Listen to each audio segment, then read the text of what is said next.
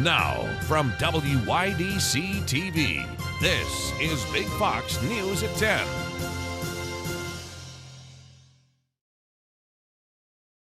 Good evening, I'm Anna Manuel. An Elmira man is charged after a months-long hit-and-run investigation.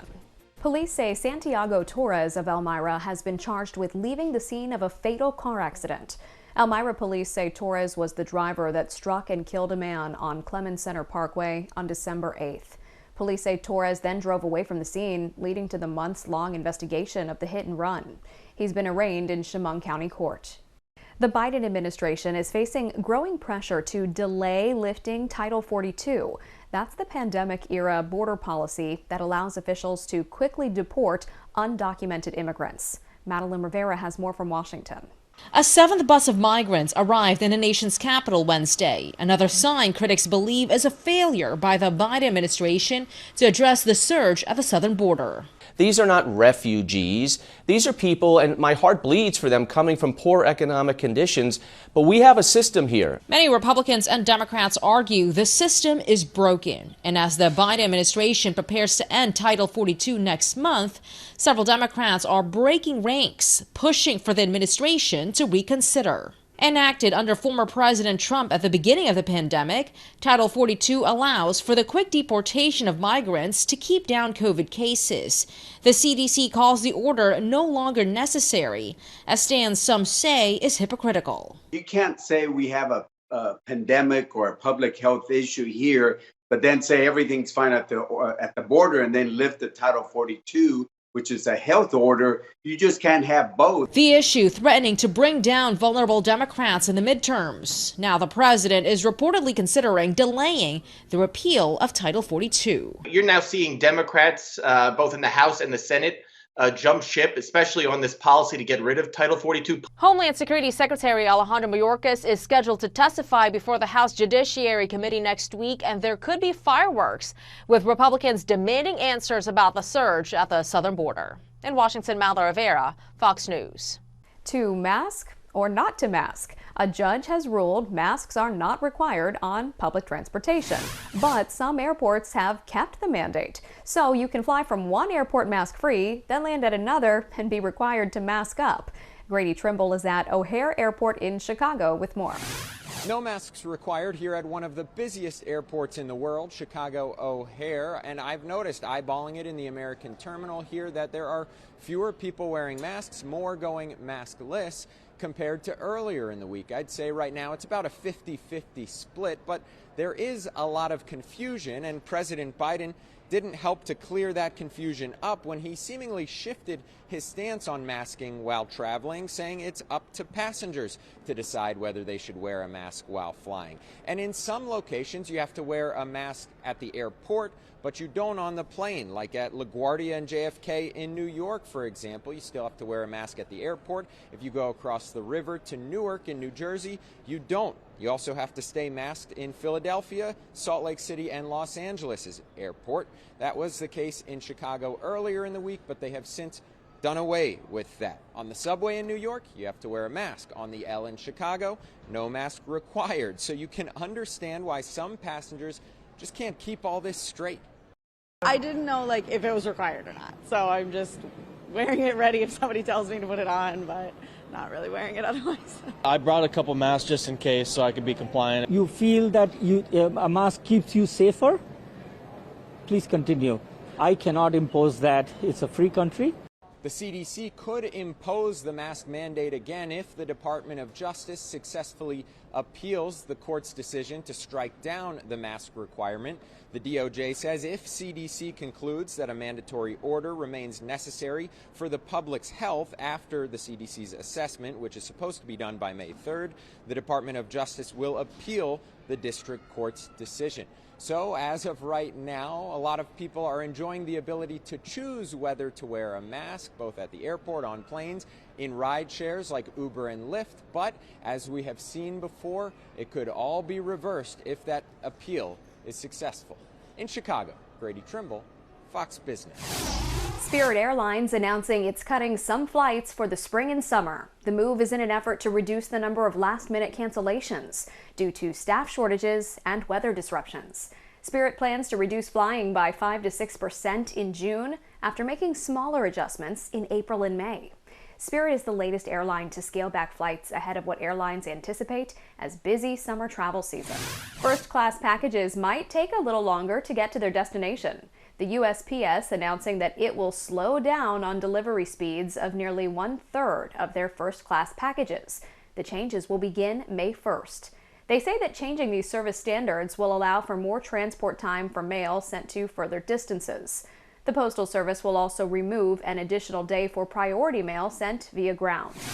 Now to the latest in Ukraine. Russian shelling and airstrikes continue to increase on the Donbas line of control, but they're not making much progress on the ground. Matt Finn has the latest from Lviv, Ukraine. Russian forces are intensifying their attacks on Ukraine's defensive line as the battle for Donbas rages on. Shelling and missile strikes have increased significantly in the past 24 hours along the 300-mile front in eastern Ukraine. But the Russians have made few advances on the ground, with battle-hardened Ukrainian troops pushing back and possibly planning a counteroffensive. It's similar to what we saw up in the Kyiv area. Road-bound units not making progress once they make contact with the Ukrainians. In the devastated coastal city of Mariupol, a vicious standoff between the Russians and Ukrainian Marines and innocent civilians is growing more desperate. A Ukrainian military commander is begging for some type of rescue, saying it could be the last appeal of their lives, even tagging President Biden in a video. It's a grim reminder of the overwhelming military power the Russians are bringing to this fight. Mr. Putin still has a lot of his inventory available to him, and I think it's important for us to just remember that. The Pentagon now accelerating weapons shipments to Ukraine, including 18 howitzers badly needed to stop Russian armored vehicles. Ukrainian President Volodymyr Zelensky says the help is appreciated, but it's not enough. If we had access to all the weapons we need, we would have already ended this war, because the superiority of the Ukrainian military is quite obvious. And President Biden is expected to announce potentially another weapons package for Ukraine in the coming days, including more artillery. In Lviv, Ukraine, Matt Finn, Fox News. Alyssa Triplett joins us next with our complete forecast. Plus, Jamie Holmes has more news. Stay with us. Here's your local stock market update from Big Fox.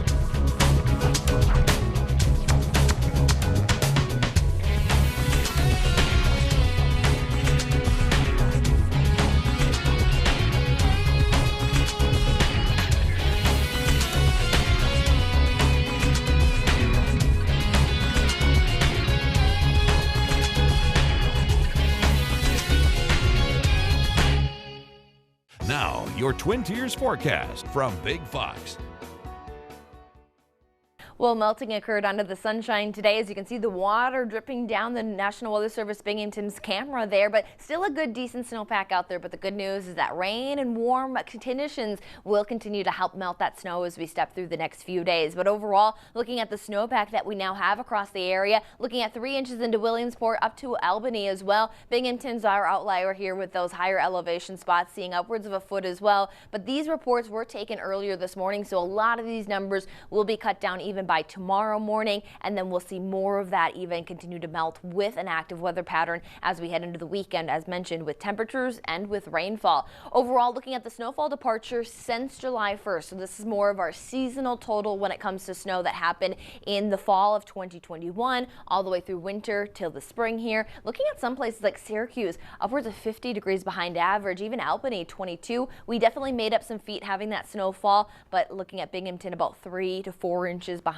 average. So that was definitely the trend across much of the Northeast. Now, not as many systems pushed on through, giving us those heavier snowfall events, but we won't see any snowfall in that weekend forecast as a warming trend is going to be working in. We have a warm front pushing a few showers in across the area of Thursday. That cold front does quickly follow, though, which is going to keep temperatures seasonal both Thursday, Friday, and Saturday, but it could bring a few lingering showers on Friday before Friday does start to show that sunshine. But then another warm front will work its way in on Saturday, and this this is going to be more of an expansive system that will help temperatures jump up, but could also still bring a few showers late on Saturday into Sunday. Now, looking at our overnight forecast, we will be dropping into the 30s, 40s by 6 a.m. under the cloudy skies, and those cloudy skies will turn to rain showers, but very light. You're not seeing many of those high reflectivity colors there, just some light sporadic showers possible before cold front swings through here. You can see a little bit of that reflectivity Friday morning, and then skies will clear out to bring in that sunshine for your Friday. So the warming is going to be returning for the area.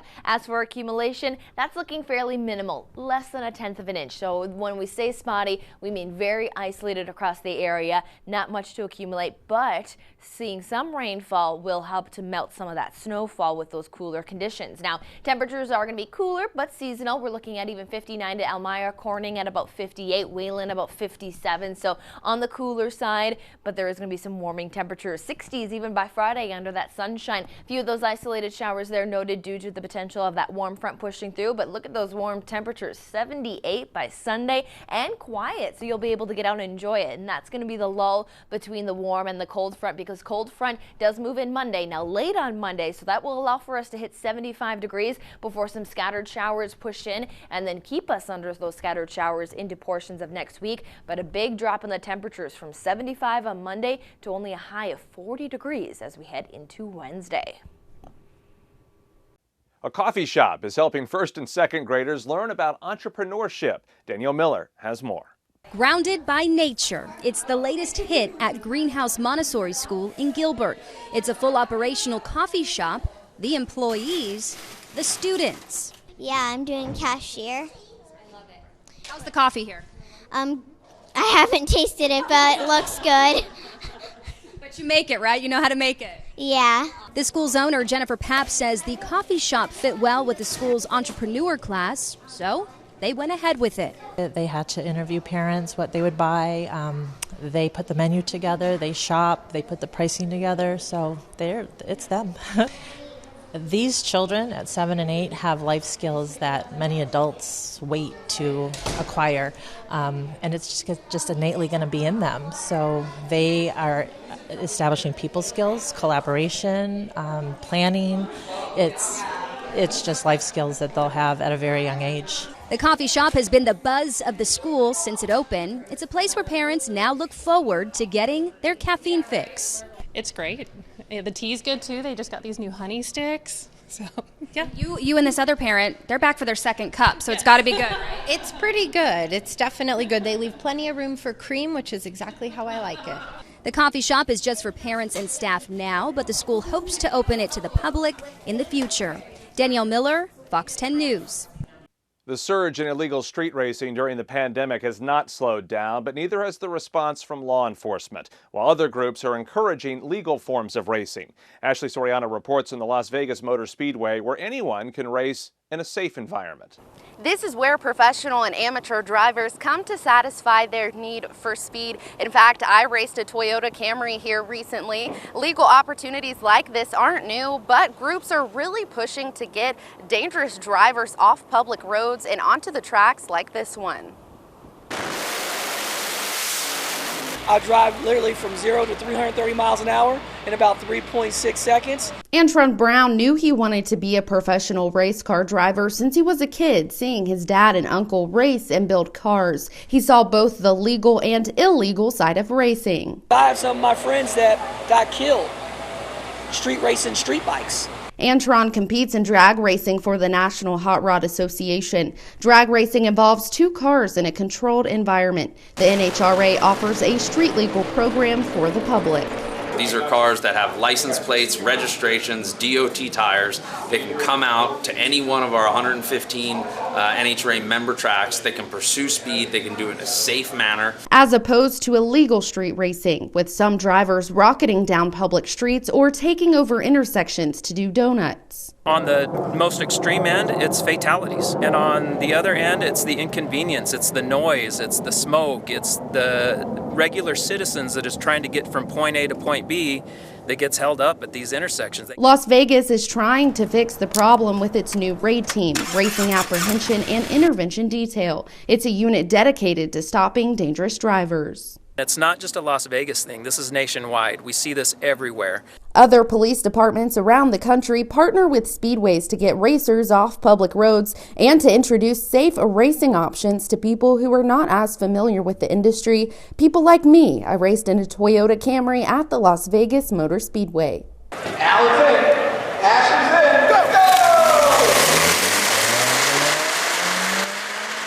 Some other police departments partner with other organizations to get dangerous drivers off public roads and onto tracks like this one. That includes a program called Beat the Heat, which is in at least 9 different states, including Florida and Texas. In Las Vegas, Ashley Soriano, Fox News. Doctors across the country are now seeing more patients who chose to avoid hospitals during the pandemic. Joy Addison joins us with more. Doctors say over the past 2 years of the COVID-19 pandemic, many people avoided hospitals. Whether this was for a routine checkup or a minor healthcare issue, they're now returning, and some of them with more serious healthcare issues. And this is creating a backlog for the hospital system that was already strained due to the COVID-19 pandemic. Pandemic has happened. And then I stopped, and then I I don't want to deal with it because it's like COVID around, you know. Nalantha Fetters recently found out she has a hole in her heart. She's supposed to get regular checkups, but she, like many others, avoided hospitals during the pandemic. I'm scared. From my patients' experience, a lot of them have foregone their PCP or their primary care physician visits because of the pandemic. Dr. Carlos Encarnacion says neglecting health care in this case led to him performing an emergency triple bypass surgery on Fetters. Had she waited longer than what she did, she potentially would have gone into a heart failure. According to the American Heart Association, during the first year of the pandemic, the overall risk for dying from heart disease rose to just over 4%, and the risk of dying from a stroke also rose over 6%. The research shows this is a direct result of neglecting healthcare checkups during the pandemic. People are coming in later for screening cancers. Those cancers are more advanced. People are coming in later for control of their blood pressure, and that's creating more advanced heart disease that we're now working to correct. And Dr. Encarnacion says this game of catch-up is challenging the healthcare system. The amount of influx of patients back into the system, back into the healthcare, and the strained healthcare workforce together is creating a little bit of a backlog. A backlog hospitals and medical organizations are working to clear and prevent in the future. I had to work really hard to help people be assured that hospitals and clinics are safe, that we're there to help them. And we need people to continue to see their doctors. Doctors and the American Heart Association say that virtual healthcare visits are helping to clear some of this backlog. They recommend them for anyone who has hesitation about coming into a hospital in person. In Houston, Joy Addison, Fox News. When we think about the homeless crisis, we immediately think of people struggling on the streets. We sometimes forget there is another vulnerable population. Gina Silva has the story of a man who has not forgotten this. Number 2. Veterinarian Quan Stewart and nurse Genesis Rendon hit the streets of Los Angeles every week, offering free medical services for pets of the homeless. A lot of the work is preventative care, so it's deworming, vaccines, flea and tick prevention. Sometimes I'll do nail trims. What's your name? In this case, there are 3 young pups to care for, Apala, Tasha, and Toot. What are the ages? 7 months. They'll be getting a set of vaccines, rabies and parvo. The most important one that we deliver to really any dog, especially a puppy, is the parvo vaccine, because parvo is prevalent out here on the streets. And it's a killer. The parvovirus is deadly to puppies. What do you think about what this gentleman is doing? Oh, I think it's beautiful. Yeah. If there's one thing I feel like there's a shortage of in the world today, it's kindness. And I found sometimes just the smallest thing can mean the biggest thing to someone you're helping. Can you get that for me? We want to leave you with a smile. A parent in the military had a surprise homecoming at a school in Austin, Texas. But this time the surprise was not for one of the students. The last time the teacher saw her mother was about a year ago when she graduated and celebrated her birthday. The special reunion happened at Harmony School of Innovation. Tammy Norris walked in to surprise her daughter, Samantha. Samantha sharing her reaction. It was the last thing I had expected to come. The teacher's mother had been deployed for 11 months to Iraq and Jordan. Tammy will be home in Dallas for the summer before her next deployment in the fall. For now, Samantha is glad to have her home. That does it for us. Thanks so much for watching.